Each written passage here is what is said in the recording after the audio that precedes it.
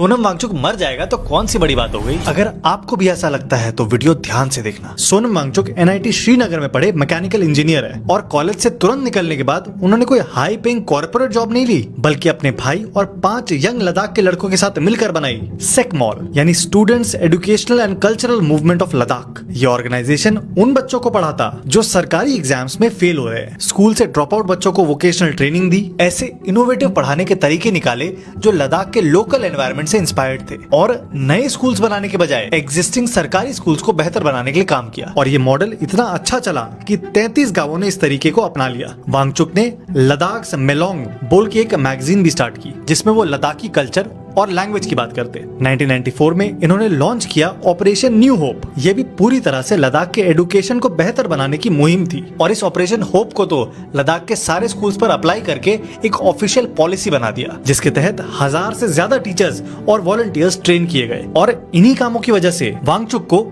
Jammu and Kashmir governors medal भी दिया गया। अब सरकारी स्कूल पर काम करने के बाद इन्होंने अपना खुद का एक रेसिडेंशियल स्कूल खोला और उन बच्चों को उसमें रखा जो ट्रेडिशनल एजुकेशन सिस्टम में नहीं पढ़ पा रहे हैं। उस कैंपस को पूरी तरह से सस्टेनेबल बनाया, solar heating, lighting, cooking use करी, नई आर्किटेक्चर टेक्निक्स यूज की ताकि कैंपस पूरी तरह से इको फ्रेंडली हो। और ये टेक्निक्स इतनी सक्सेसफुल हुई कि इसकी इन्होंने शेशियोन सोलर अर्थ बिल्डिंग्स बोल के एक नया वेंचर स्टार्ट कर दिया जो पूरे रीजन में एनर्जी एफिशिएंट कंस्ट्रक्शन करती जो लद्दाख के क्लाइमेट को सूट करे। 2005 में इन्हें सेंट्रल गवर्नमेंट ने देश के एलिमेंट्री एजुकेशन की गवर्निंग काउंसिल का मेंबर भी बना दिया और इन्होंने नेपाल और भूटान के एजुकेशन को भी सुधारने में हेल्प की। 2012 में इन्होंने शुरू किया अपना आइस स्तूपा वाला प्रोजेक्ट, जिसके तहत वो पानी जो वेस्ट हो जाता था उसे ठंड के महीनों में स्टोर करने का एक बहुत बेहतरीन तरीका निकाल दिया। फिर वो गर्मियों में पानी रिलीज करता और यही आइडिया इन्होंने स्विट्जरलैंड तक पहुंचाया। इस काम के लिए इन्हें कई इंटरनेशनल अवार्ड्स भी मिले, जिसमें global award for sustainable architecture और रैमन मैगसेसे अवार्ड भी शामिल है। 2017 में इन्होंने एक और इंस्टीट्यूट